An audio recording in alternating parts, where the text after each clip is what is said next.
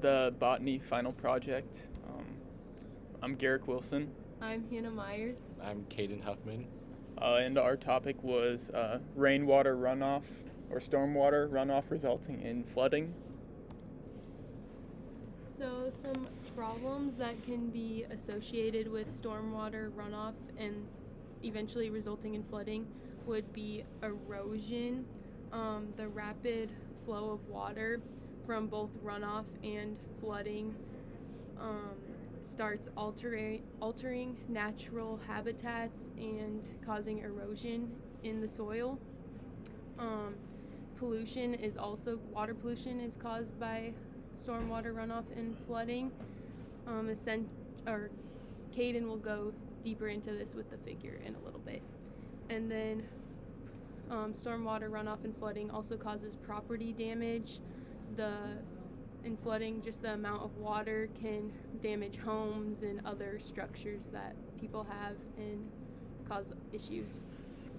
So, as Hannah said, I'm going to talk more about the pollution that can come from stormwater. In the figure on the right, you can see that when rain falls and hits buildings and streets and stuff, it picks up all the pollution that can be on the street. So, oil and grease from cars or pet waste can get washed into sewage drainage areas that can then end up in bodies of water like the river in the middle, and that can affect plant life and animal life that rely on the river for their life. There are many solutions to this problem. Usually storm drains are the most common fix, but an innovative solution using plants to solve or alleviate this problem is rain gardens. So you can have these outside of your house or outside of commercial buildings, and you will have your gutters or downspouts directed towards these rain gardens, which help absorb water, retain water, and reduce overall runoff from storm water. So flooding causes a lot of erosion, and these plants slow the erosion. You can have rocks or mulch in the rain garden in order to also slow the erosion and protect the surrounding ground. Trees or taller fauna in the rain garden can help absorb rainwater falling directly from clouds, and they can also slow the descent to also further prevent erosion.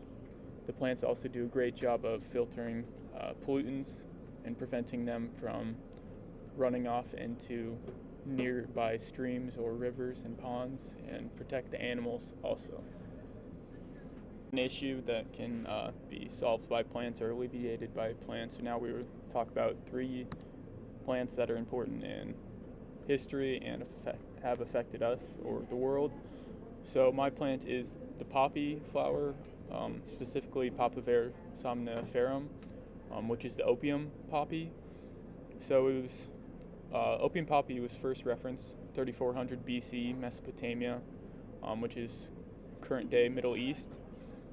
And it was originally used just solely for the opium that was found in there. And opium spread throughout the Silk Road through trade. So it traveled from the Middle East all the way to China, Arabia, all the way down to Southeast Asia, and spread widely just due to the effects of opium. It was a pain reliever and was very highly addictive, and so it spread rapidly.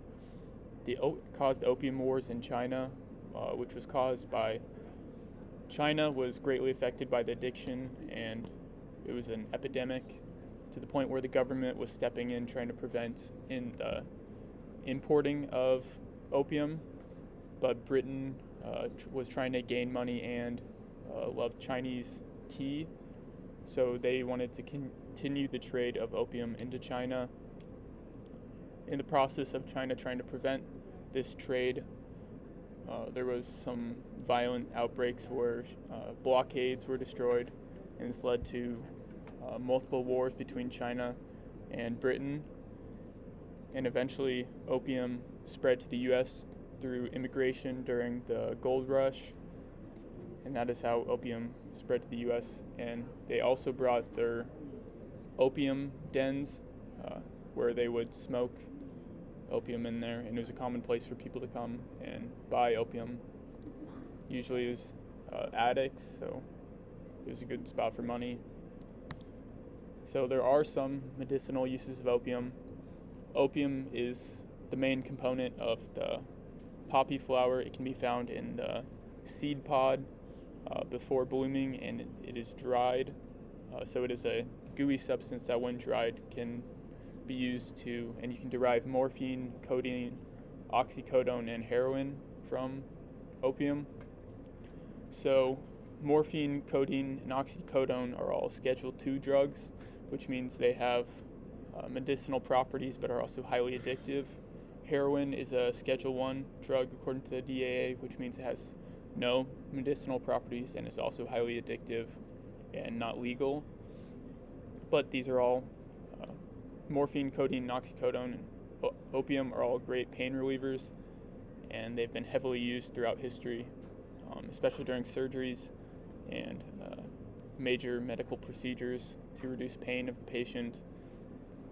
And due to their highly addictive nature, they are still heavily abused today and are strongly regulated in order to prevent this addiction. But most governments fail to fully prevent the sale and addiction of this drug due to its nature. It was originally native to the Middle East, but now is commonly grown throughout Asia and in Mexico. The poppy flower is also heavily used in gardens, and opium can be found in all members of the poppy family, but the Papaver somniferum has the highest amount of opium that can be found. It is an annual plant, so it only lives 1 year, and you have to replant the next year after harvest. The Pacific yew tree. So the Pacific yew tree, or Taxus brevifolia, is native to the Pacific coast of North America, and you can see that in the bottom right figure, where the grayed out portion is where the yew tree is found. In the top right, you can see what a yew tree looks like in the wild, and it also is found in a very wide range of climates, as it has very good adaptations to live in a bunch of different climates. So its life cycle, it is a dioecious plant, meaning that it has both female and male plants or parts on different plants, and uses pollen to fertilize seeds of the different plants. These seeds then hatch and become either a male plant or a female plant, depending on what type of seed it is. It is a perennial plant, meaning it grows all year long and doesn't have a downtime, and it also has a slow rate of growth, which is essential for its survival in areas that it has limited resources. And the reason the Pacific yew tree is important is because it provides a compound called Taxol. And Taxol was found in 1964 by Dr. Monroe E. Wall and Dr. Mansukh Wani, and it's found to be an anti-cancer agent that is naturally occurring in the bark of the Pacific yew tree.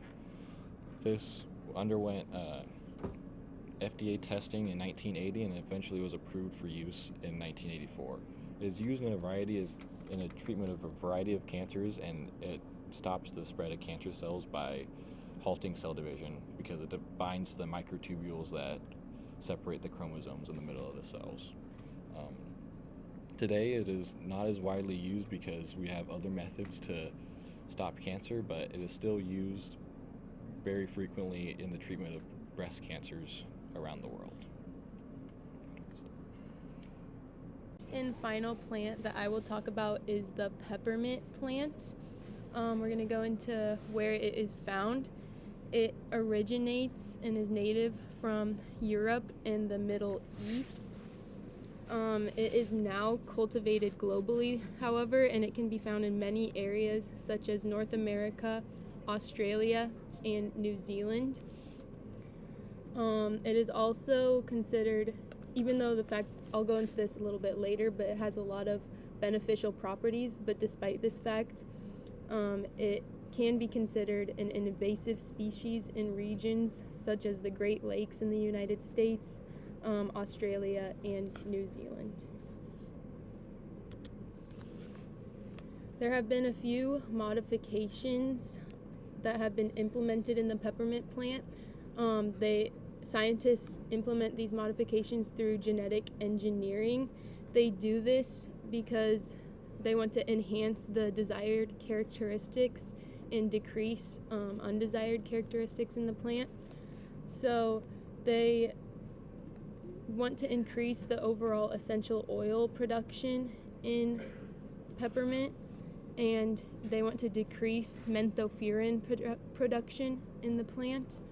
And when they go through the process of genetic engineering, the plant can be considered a transgenic plant. And then, like I mentioned earlier, it has more desired characteristics. So they increase the amount of methanol because it has desired or beneficial properties, such as it has antimicrobial properties, and it helps aids in digestion, and it helps with with respiratory relief, and I'll go into more benefits later. And then they want to decrease menthofurin because it has some undesired effects, such as it has harmful effects on the liver when present in high concentrations. And then it also has an unwanted taste and discoloration, which affects its market value. The life cycle of the peppermint plant is the same as the yew tree. It is a perennial plant, which means it has multiple life cycles and it survives through multiple growing seasons. In the spring and summer this is the time when it will grow and bloom. In the fall and winter is when they die back and wait to grow back in the spring from the rootstock. And then in the fall, this is when the growth of the peppermint plant significantly decreases. The peppermint plant has many botanical properties and benefits that can be provided to humans. It has essential oils, like I mentioned earlier, and the components of the oil have antibacterial and antimicrobial properties. Specifically, the essential oils contain menthol and menthone, and this is what have those properties. Peppermint leaves also have rosmarinic acid and flavonoids. Flavonoids are really beneficial to humans. They provide antioxidants and anti-inflammatory effects, or anti-inflammatory effects. It can also aid in digestion, skin irritations, or allergies, and pain relief. That's why I have a picture of the guy with a headache with the X over it. It's really alleviating his headache, and it can do more properties. And then this is our reference page. Let us know in the respond if you guys have any questions, and thank you for listening.